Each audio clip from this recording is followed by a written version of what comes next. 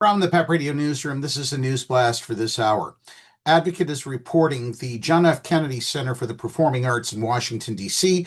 was once considered one of the most prestigious cultural institutions in the nation. Now it's half empty. Before Donald Trump's second term, the Kennedy Center presented over 2,000 events each year, making it the nation's busiest performing arts center. It is the official home of the National Symphony Orchestra and the Washington National Opera. And in recent years, it has been host to family-friendly drag shows and LGBTQ plus Pride events. The center's 2026 schedule is looking emptier now that Trump has banned any act related to the queer community, and as musicians continue canceling their performances in protest. Though it isn't just the center's reputation that's collapsing. Ticket sales and broadcast views are down significantly this year compared to those under the Biden administration. Trump claims he's shaking things up in the name of the center and saving it, but in reality, his decisions are destroying it. Here's everything he's done so far, and this is by no means an exhaustive list. Trump announced in February his plans to wipe out the board of trustees at the Kennedy Center and replace the chairman with himself. He said he was specifically motivated to overhaul the center so he could end the family-friendly drag shows it occasionally hosted. At my direction, we are going to make the Kennedy Center in Washington, D.C. great again. I have decided to immediately terminate multiple individuals from the Board of Trustees, including the chairman, who do not share our vision for a golden age in arts and culture, Trump said on Truth Social.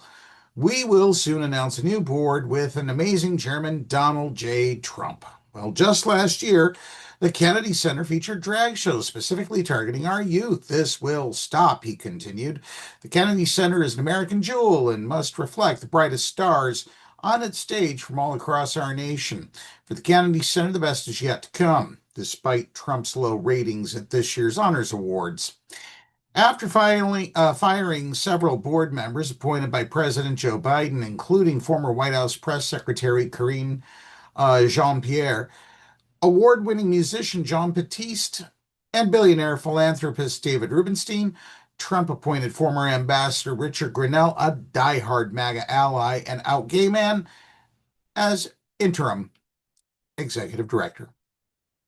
World Pride 2025 organizers made the decision in May to relocate multiple events from the Kennedy Center to the World Pride Welcome Center in downtown D.C., including its Tapestry of Pride programming, which featured portions of the AIDS Memorial Quilt, a reading room, and a family-friendly drag story time.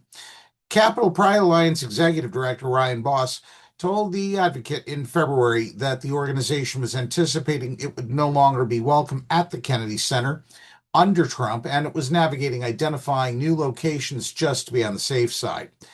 Whether or not renaming the center was legal, the Trump administration will not be able to rename its website anytime soon. As officials dealt with the backlash to the name change and the several canceled performances, Toby Morton, a former South Park writer, revealed that he had already purchased the website domains TrumpKennedyCenter.org and TrumpKennedyCenter.com.